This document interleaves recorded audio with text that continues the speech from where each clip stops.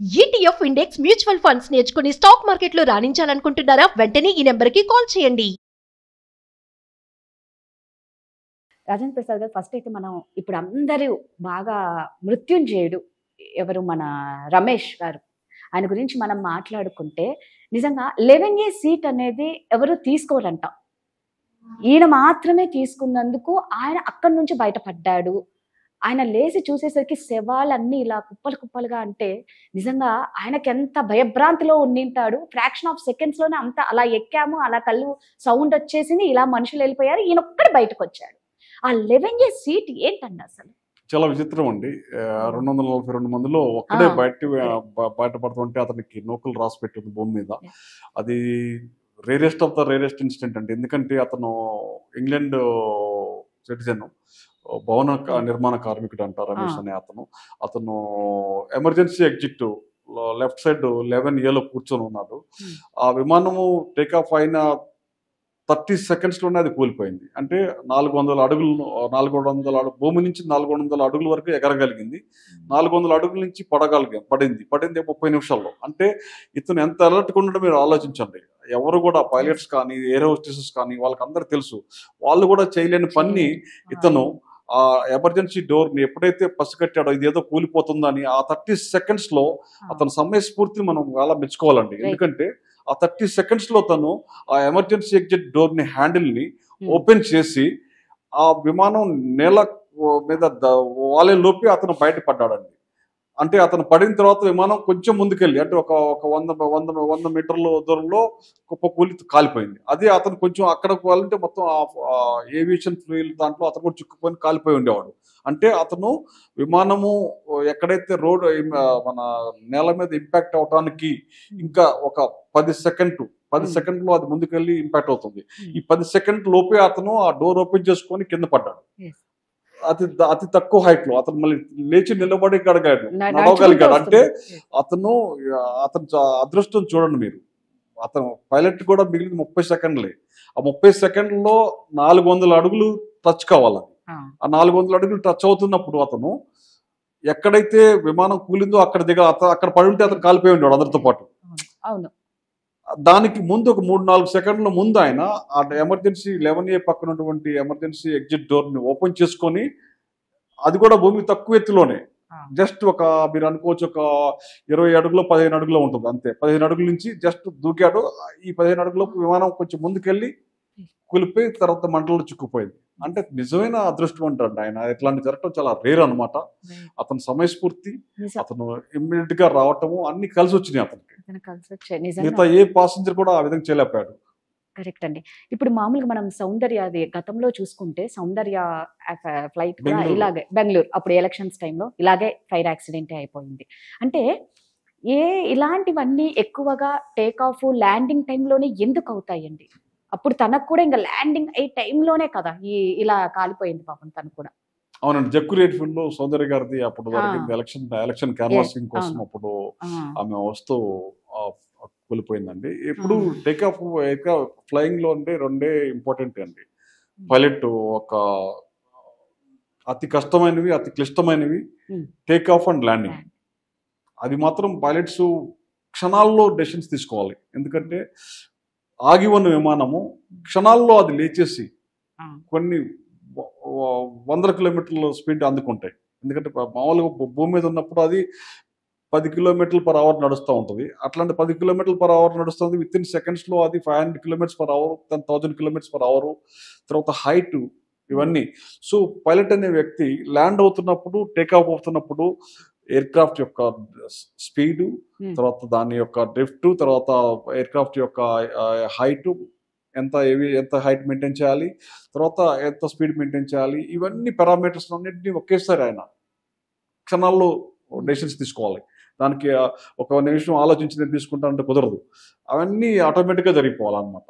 So చాలా సంక్లిష్టమైన రెండు టేక్ ఆఫ్ అండ్ ల్యాండింగ్. ఈ టైంలో ఏమాత్రం పొరపాటు జరిగినా కానీ, పైలట్ వైపు నుంచి ఏమాత్రం పొరపాటు జరిగినా కానీ క్రాషెస్ జరుగుతూ ఉంటాయండి.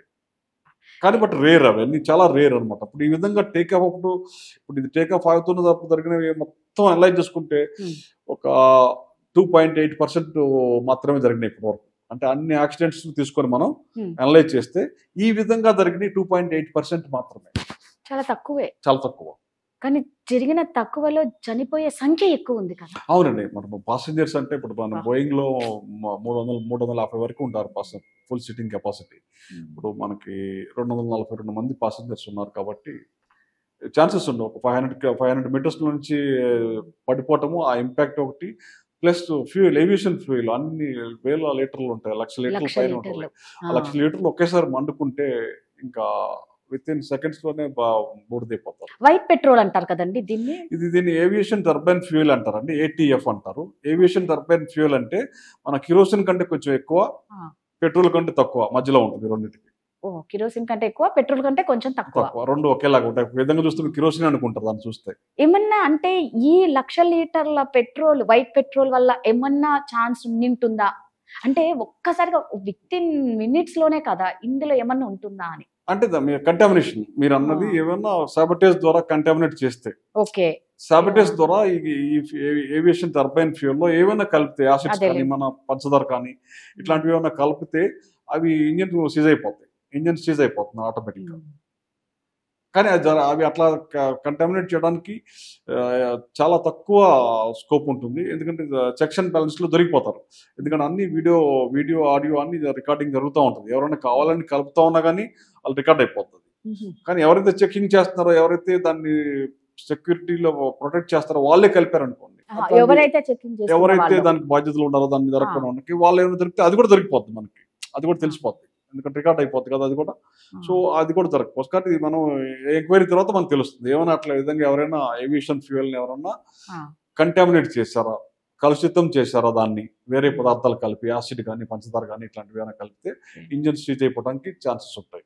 సో అలాంటిది జరగడం చాలా రేర్ అనమాట. అది కూడా ఏమైనా ఉందని రూల్ అవుట్ చేయలేము మనం, ఏది రూల్ అవుట్ చేయలేము. టెర్రరిస్ట్ అటాక్ మనం జామింగ్ చేసి విమానాన్ని కూల్చగలగవచ్చు, తన రేడియో నావిగేషన్ సిస్టమ్ని జామ్ చేయొచ్చు, బయట కూర్చొని 1 కిలోమీటర్ దూరంలో కూర్చొని ఆపరేట్ చేయొచ్చు. సో అలాంటివి కూడా జరగడానికి ఛాన్సెస్ ఉన్నాయి. సో ఏంటంటే ఇప్పుడు ఉన్నవి రెండే రెండు. ఒకటి అక్కడ ప్రయాణిస్తున్న ప్రత్యక్ష సాక్షి మన రమేష్ గారు, ఒకటి కొంచెం లోపల ఏం జరిగిందో చెప్పడానికి, ఇంకా అతి సమాచారం ఇంకా ఎక్కువ తెలియాలంటే బ్లాక్ బాక్స్. ఈ బ్లాక్ బాక్స్ వల్లే మనకు నెక్స్ట్ అసలు ఏం జరిగిందా అనే క్లారిటీ వస్తుంది. తప్పకుండా తెలియదు, ఎందుకంటే ఇది క్లాసిక్ ఎగ్జాంపుల్ అండి. మన డీజీసీఏ కాకుండా ఇంటర్నేషనల్ సివిల్ ఏవియేషన్ సేఫ్టీ వాళ్ళు ఉంటారు, వాళ్ళు కూడా దీన్ని చూస్తారు. బోయింగ్ వాళ్ళు చేస్తారు. తర్వాత ఎవరైతే ఇంజిన్స్ మ్యానుఫ్యాక్చర్ చేశారో రోల్స్ రాయిస్, తర్వాత జనరల్ ఎలక్ట్రిక్ వాళ్ళు చూస్తారు. మిగతా కాంపోనెంట్స్, ఒక విమానంలో రకరకాల కాంపోనెంట్స్ ఉంటాయండి, 300 పైగా కాంపోనెంట్స్ పైన వేరు కంపెనీస్ తయారు చేస్తాయి. ఒకరిదే కాదు, బోయింగ్ అనేది ఒక కంపెనీ పేరు అనమాట. ఇంజిన్స్ తయారు చేసేది ఒకరు ఉంటారు, రోల్స్ రాయిస్ వాళ్ళు కానీ, జనరల్ ఎలక్ట్రిక్ వాళ్ళు కానీ. తర్వాత ఫ్యూజ్లేజ్ ఒకరు తయారు చేస్తారు, టైర్స్ ఒకరు తయారు చేస్తారు, నట్ బోల్ట్స్ టైర్స్ పెట్టి ఇంకొకరు తయారు చేస్తారు, ఎజెక్షన్ సీట్ వేరే ఒకరు తయారు చేస్తారు.